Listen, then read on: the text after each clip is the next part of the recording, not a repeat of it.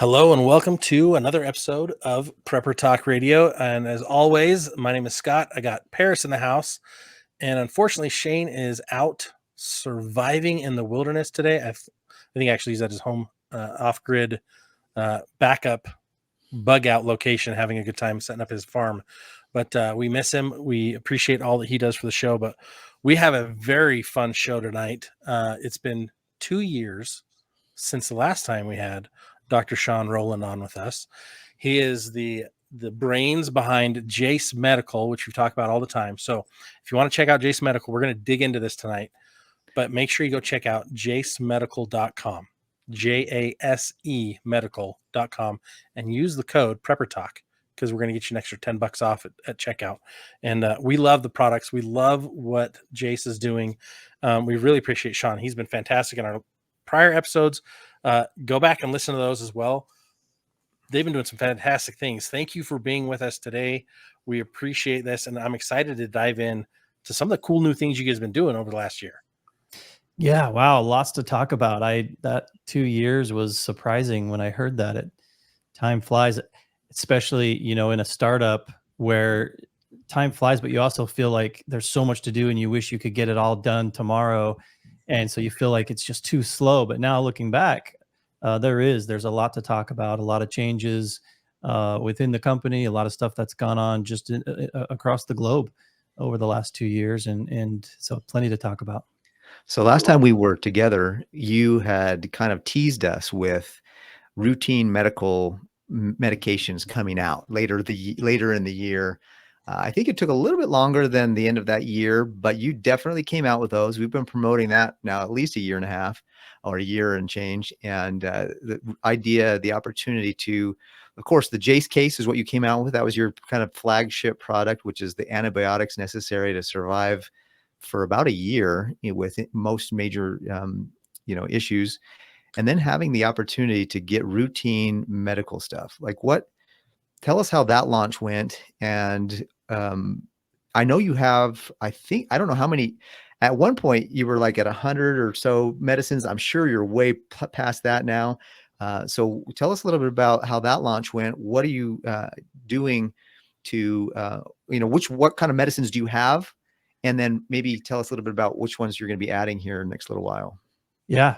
Okay. So yeah, that was prior to that service you're referring to. We have dubbed the Jase Daily. Mm-hmm. And the idea is that this is a medication that requires, these are for conditions that require a medication every day. So, we're talking anxiety, depression, high blood pressure, thyroid, seizure disorders. I mean, the list goes on and on. And we rolled that out. And since then, we have been just continually adding medications. So, people will go to the site, and if for some reason their medication isn't there, they write in, our physicians review it, have it go through the process, and then we make it available. So yeah, it's continually growing. Where we are at, I don't know the number off the top of my head today, but it's somewhere in the 400 plus range as far as the medications on there. And I really, it's a great, the two services, and that's how you see it on the site. We have our emergency medications, the Jase case, which we have also increased. It was the Jase case. It was 5 antibiotics. We have since added about close to 30 add-on medications to supplement those basic 5. Wow. So that's that emergency kit. Then on the other side of things, you've got that just chronic condition, the daily meds, and they really pair well together for those folks who do have a chronic condition. And it's been very well received. I actually have a great, maybe I'll just take a minute to talk about this experience with. That was really I guess it applied to both services, but I would say even more so with the Jase Daily.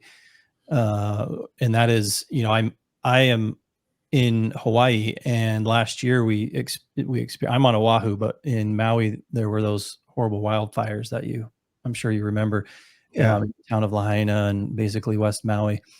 And I had the opportunity to go over with a volunteer group, that an international search and rescue recovery group.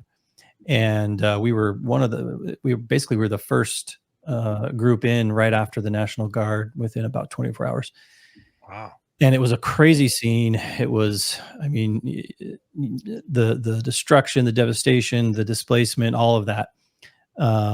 And just to focus on this one part of it, but what ended up my role as a physician, and basically we got into this area, and it was kind of like they had cut off access. You couldn't come in, you couldn't go out.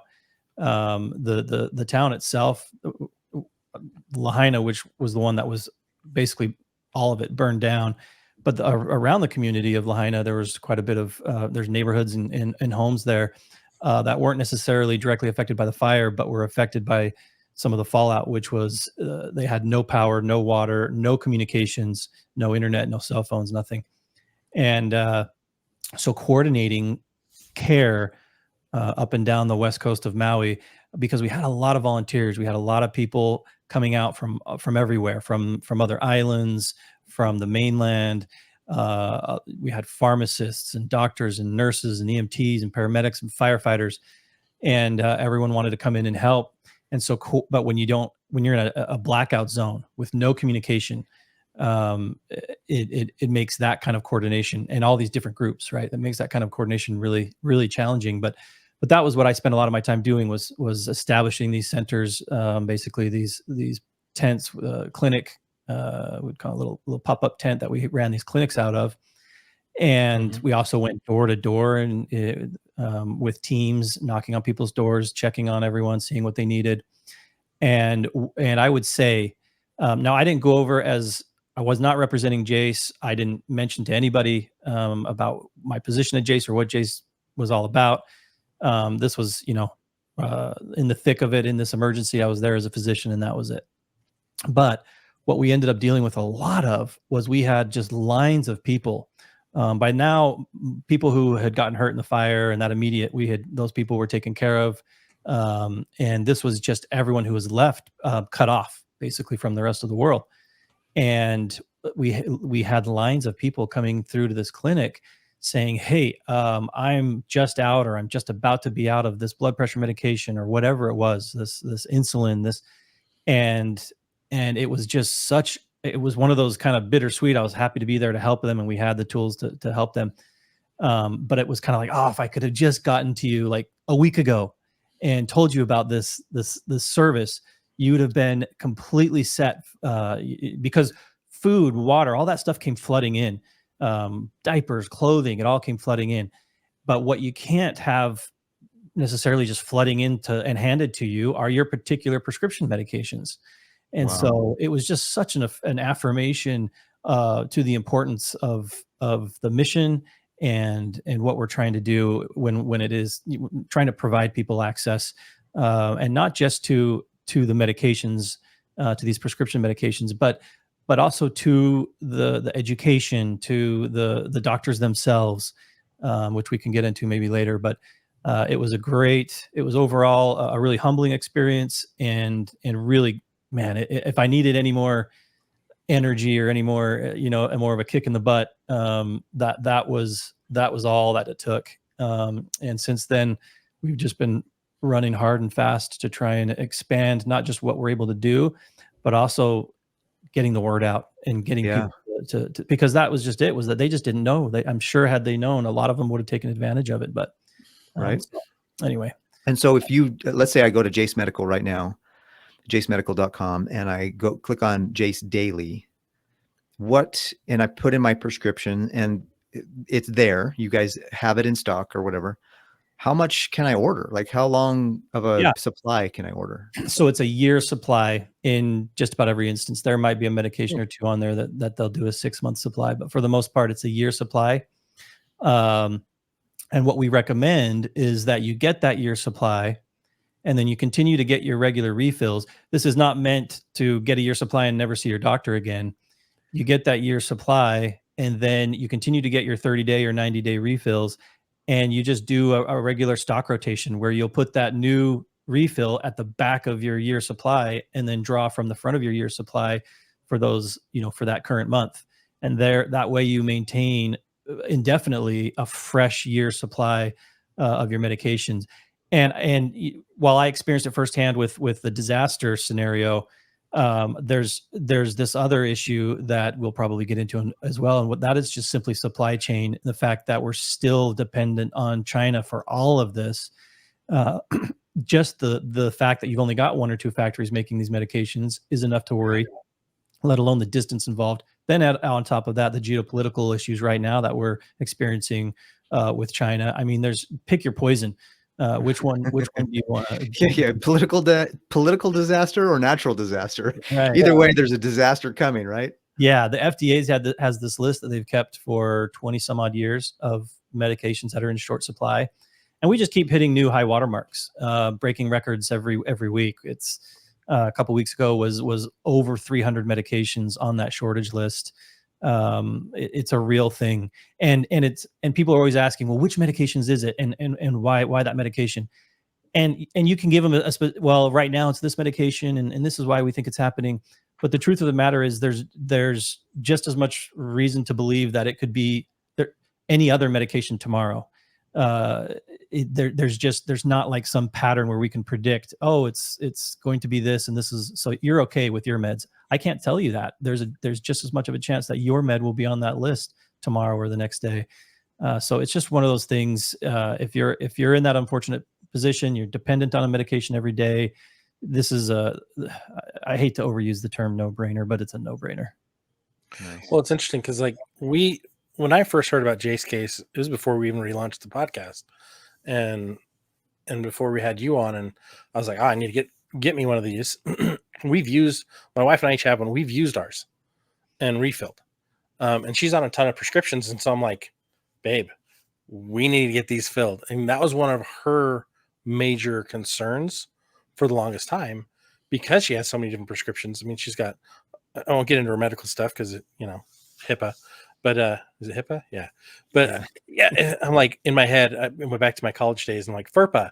And I'm like, wait, no, that's not FERPA, HIPAA. You got it right. So too many policies. But getting the feeling of security of having those. Yeah. When we finally got it taken care of, she was just like, right. It was awesome. Right. Yeah. And you're right. You're just refilling your year supply. You're just taking what you get from your doctors tomorrow, putting it in the back of the stack. And it's that first in, first out. We talk about that with food storage all the time, but it's first in, first out. Exactly. Whatever's the oldest is what you're using first. Yep. And it's been such a game changer for her stress, her anxiety, her peace. It's fantastic. That's great to hear. That's great. And, there's a couple of things on there, maybe to note is what kind of medications are not accessible. We are unable to provide any controlled substance. The DA has that on lockdown. They don't allow any more than a 30-day supply, nor would it probably be the best idea and medically appropriate. So controlled substances are off the list. The other thing that was off the list up until now-ish, we're doing a quiet beta test, is insulin. So insulin is something that we've been working really hard on, trying to solve this and figure out how can we do this where we can do the same service. Tell us what insulin you're on. We will review what we need to review and get you a year supply of that insulin. And it turns really out that cool. when talking about insulin, if you keep it properly cooled in the refrigerator, and it is good for a year. And so it's a viable means of stockpiling your insulin. It's not cheap. It's not near as cheap as it is to stockpile, your blood pressure medication. But for those folks who are able to, it's one of the few medications that truly you can't go up more than a few days without. And so that one right now, we're quietly beta testing it to a few of our Jase patients to work out the kinks. And we hope very shortly here, days to weeks at the most, to open that up to everybody. So I have a question for you, Shawn. Say if I have a prescription from a doctor, from my primary care doctor, and I go onto your website, do I upload that prescription, or do you guys do your own assessment and you then provide me that Yeah, So we'll get to the how does point it work? where we'll take, like, for example, if you just want to turn over your regular, we'll give you that year supply, and then we'll keep you stocked with your regular refills from your physician. That's in the works right now. The quickest and easiest way to get this done was, it's similar to the Jase case, where this is, I'm coming to you for a specific purpose. Your doctor may give you a 365-day supply in a prescription, but it's kind of the same conversation that you might But have. do you need to have kind of proof that I have been taking it before you Yeah, will? so Okay. we don't, we're not diagnosing any new conditions. You have to have a already diagnosed condition.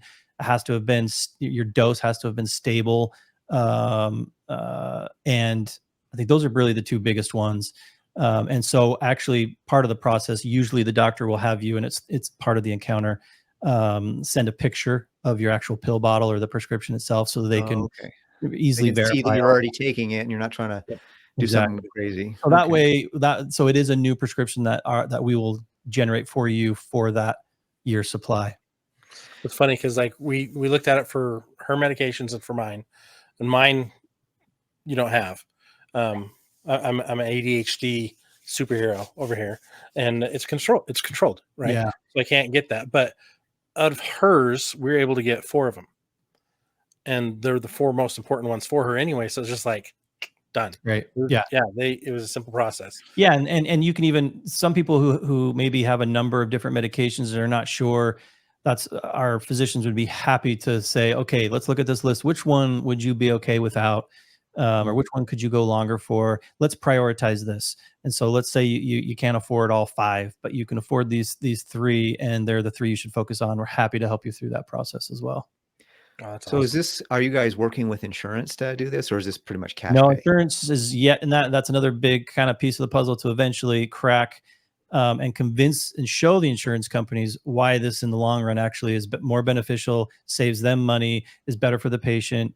But right now, their model is that they're just, that's not a part of 90 days is the most they'll pay medication. for. 90 days, yeah, yeah, Now, I noticed that we've actually had a couple other competitors reach out to us and say, "Hey, we want to have you guys advertise us on your show." And we're like, we already have a great relationship with Jase, and we want to keep that moving forward. Have you? I know that the old adage that a rising tide brings up all ships, and awareness is really the big thing for change in the industry. yep. Are you feeling like some of these competitors out there are you kind of feeling the crunch, like, well, we better stay competitive because there's some folks out there, but then are Yeah, you also excited that more people are kind of spreading the word, or what are you feeling? yeah, yes and no. The problem is, there's some people out there who are looking to make a quick buck, seeing that Mhm. this is a thing and wanting to jump on it. And they're doing it in ways that are not medically responsible. I'm not a fan.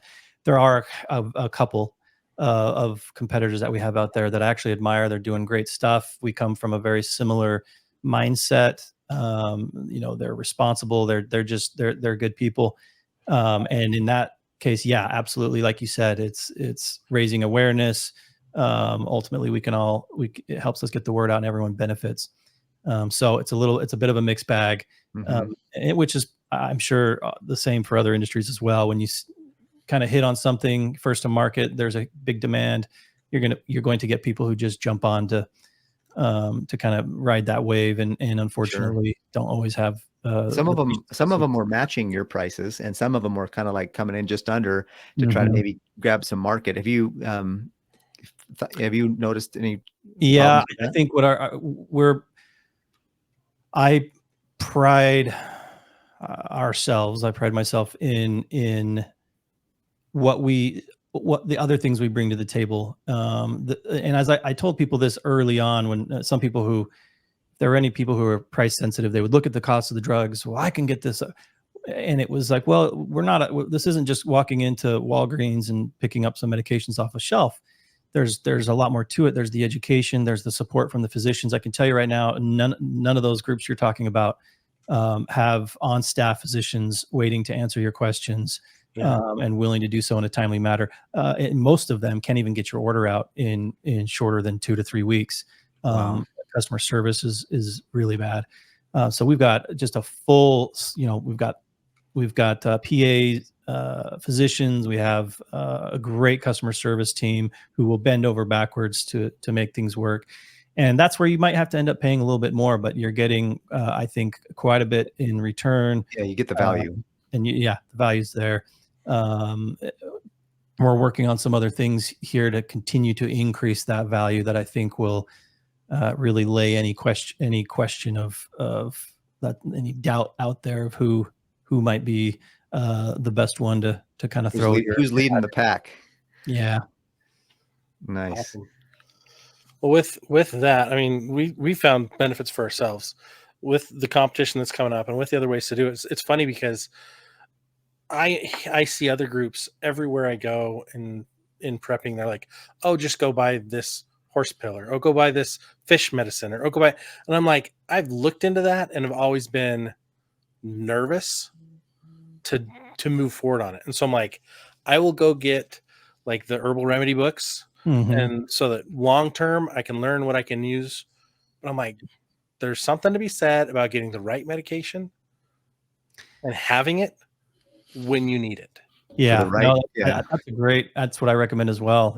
There's alternative, there's herbal, there's these natural remedies that, if used appropriately in the right setting, could be beneficial, and it's great to have that knowledge. But why go any other way? I understand previously your only option was to maybe go down to Mexico, borrow a friend's, go buy some amoxicillin for your fish. I did fish mocks. I bought some fish mocks on Amazon. I think Amazon got smart about it, but it worked.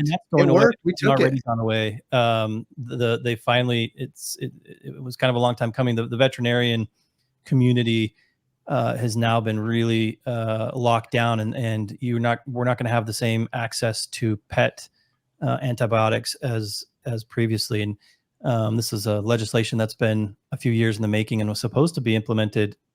Honestly, I need to go back and check it out. It was either this summer or last summer. And that kind of a loophole is going away. Wow. So I noticed that, I think I remember that you only serviced the United States a couple years ago. Are you now moving out to Canada and Mexico? We're in all over Canada, in all the provinces in Canada. Now, we don't have our Jase daily service in Canada yet. We've prioritized a couple of things in front of that. It's kind of been worked on in the background and really close.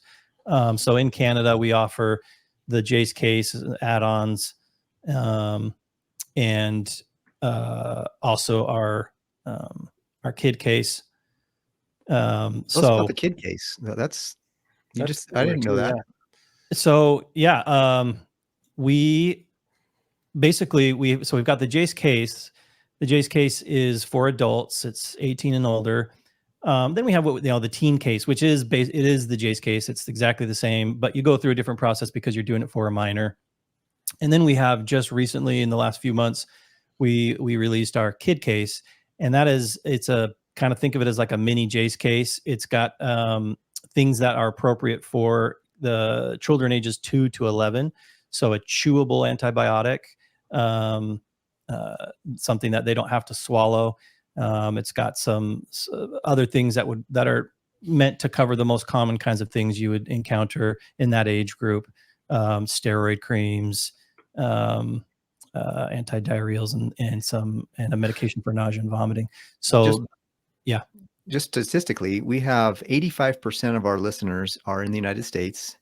And then it's broken up into a bunch of countries, actually. But the top country after the United States is Canada, United Kingdom, Australia, and then Norway. That's kind of the same. That's interesting. That's pretty much the same list that we have in that order of priority to expand to.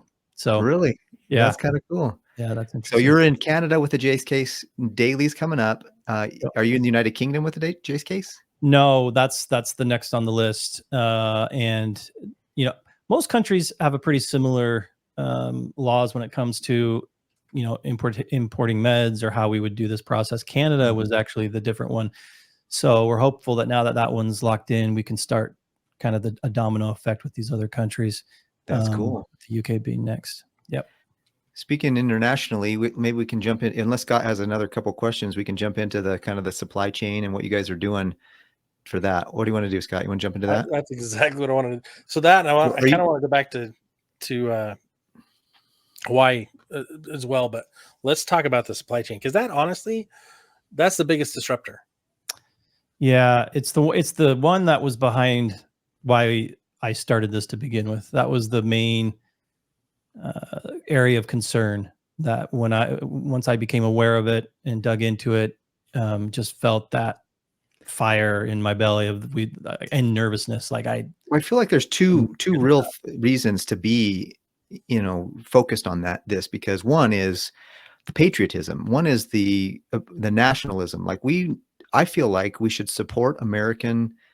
I mean, your country, support your country. I'm talking from an American's, United Statesian's perspective. We need to support what's going on here, local, as much as possible. Obviously, because supply chain makes it easier. But I have that kind of that fire in my belly about the patriotism. And then on the other side of the second thing to me is, holy smokes! Like if you don't have a local store to go get stuff, where are you going to get it? And that's part of the thing too, is like, if everybody in the United States has said, we're shutting everything down because we're going to be a global economy, we're going to everything from China now or wherever else. And then all of a sudden they get a wild hair, up there, what? And now they're like, you're done. And now we're not making it here. So there's a couple things in my mind that really go into this whole supply chain issue. I'd say, yeah, I agree. I'm always pro made in America and believe in supporting that. At the same time, I understand that, the global economy and there's some advantages there that you can't deny. But when you combine something that's as vital to our health, our lives, to our national security, that seems like how did we ever get to this point? How did we ever allow the complete 100% outsourcing of these crucial medications and get to this point where we're wholly dependent? You can look at the top. It's been a little while since I looked at this, but the top 5 manufacturers or suppliers of generic medications, and you'll see most of them come out of India. There's China, India, and Israel's in there too. But if you get into where they actually are getting their ingredients and components from, it's 100% China. And so all roads ultimately do lead back to China. Wow. And so whether it's that kind of consolidation, that's concerning for anything, where you do have instances where it's just a factory or two making these medications, and then layer in that we've got this. So we have the FDA, and we even trusted the FDA to basically look after our best interests when it comes to things we put in our body.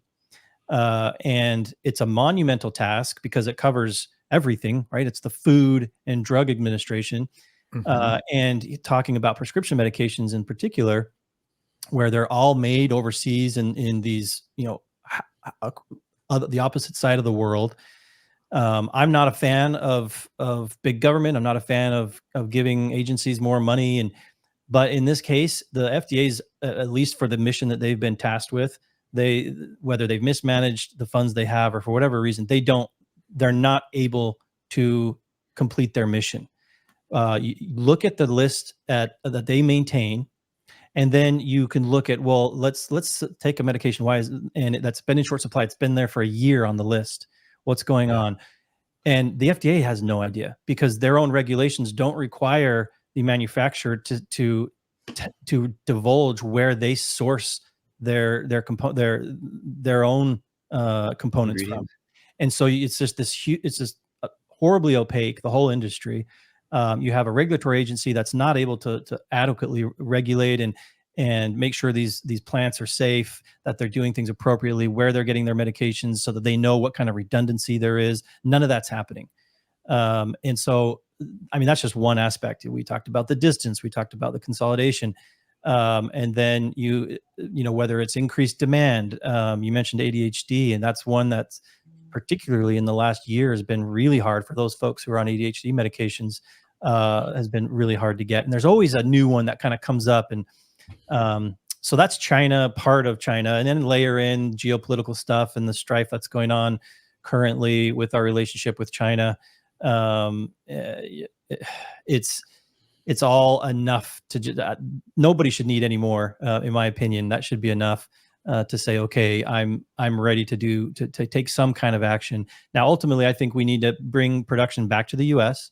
It probably needs to be subsidized by the government as a national security issue, because right now our soldiers are getting sick on the battlefield, and they are dependent on medications made in China to make them well.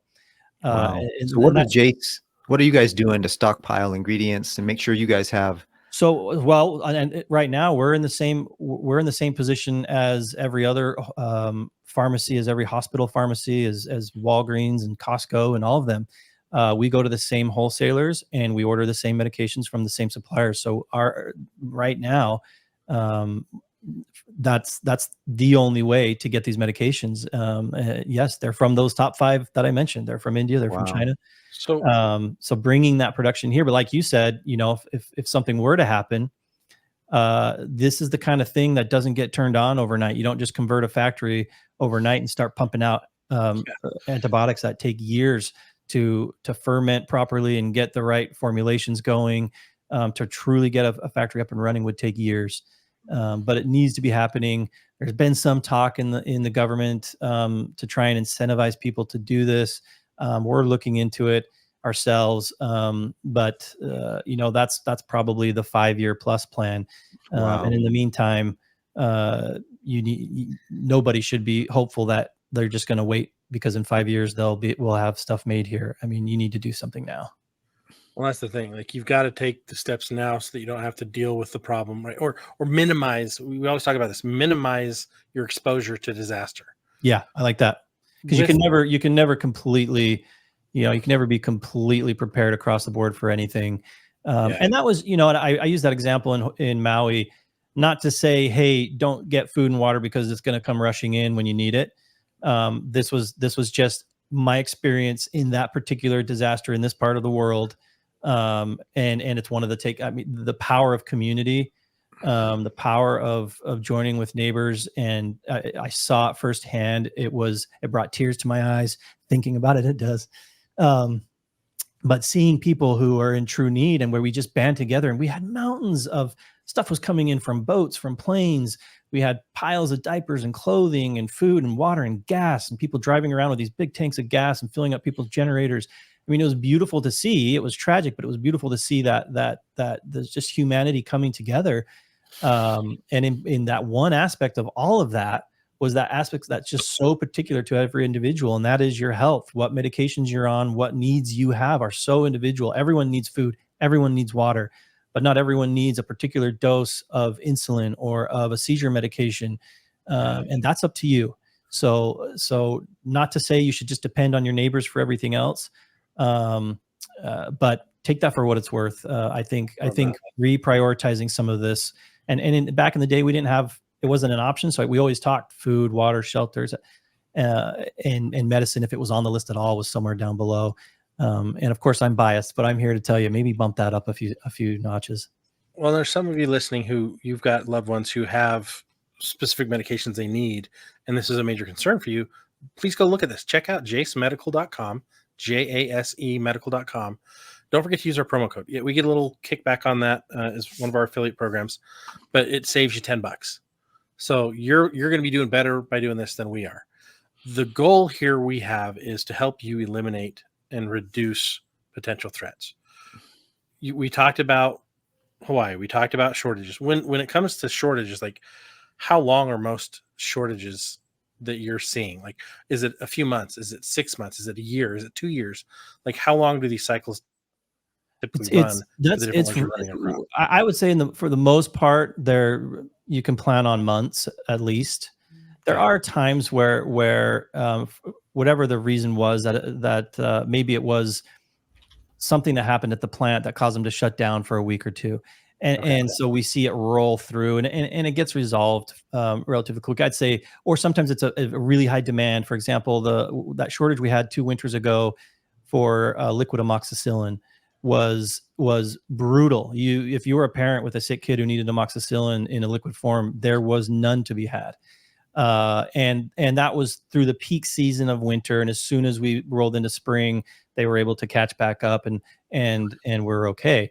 Some of these others where there's not necessarily an increased demand or a particular reason that we can pinpoint, we see those ongoing for months usually. And in the case of things like these cancer medications, I've been on that list for years. These are injectable medications that are this is why doctors are having to choose who gets cancer treatment and who doesn't. And that's been on there for a long time. And the other point, just to reiterate and say it again, is for a lot of these, we can't say, well, this is why it's happening definitively. It's guesswork. It's trying to look into that opaque, swamp that's going on in the pharmaceutical production world and trying to make your best guess. What that means is it could be any medication tomorrow that's not on the list today. And there's no way to know how long it'll be there, or how quickly it would be resolved, if ever. Wow. Thank you for that information. Well, guys, thank you guys for listening. This is Dr. Shawn Rowland with Jase Medical. Fantastic experiences that you've been able to share with us tonight. Those of you guys listening want more information, head on over to jasemedical.com. Are there other resources that they should check out or pay attention to on the site that might help? We've got a lot in the in our kind of patient education part of the site, which is, I think it's in the extras. If you look on the menu, you see extras. There's patient education there. There's a lot of good info there. You can search through the blog and the newsletter. You can sign up for our newsletter and get additional. We try really hard, and actually, the sales side wants us to send emails every single day, but we don't. We try and keep them very, a couple of times a week. There's good information there. I've enjoyed some of your recent, there's no pharmacy in the forest. You better make sure that you have your pharmaceuticals before you bug out. You guys are really into prepping. I think that's cool, and it comes across in your messaging. And I love your social media. You guys got some funny on your Instagram and some of your other stuff. So I would suggest, besides jasemedical.com, go find them on different social media platforms. Yeah, exactly. Our TikTok, Instagram. There's some good stuff on there for sure. I'm starting to do some more on X and LinkedIn. You can look for me personally on those sites. And just go ahead. It's Jase now, jase.com. We were excited to get that domain. So Jase Medical still works. But if all you can remember is Jase Case, that jase.com will get you where you need to go.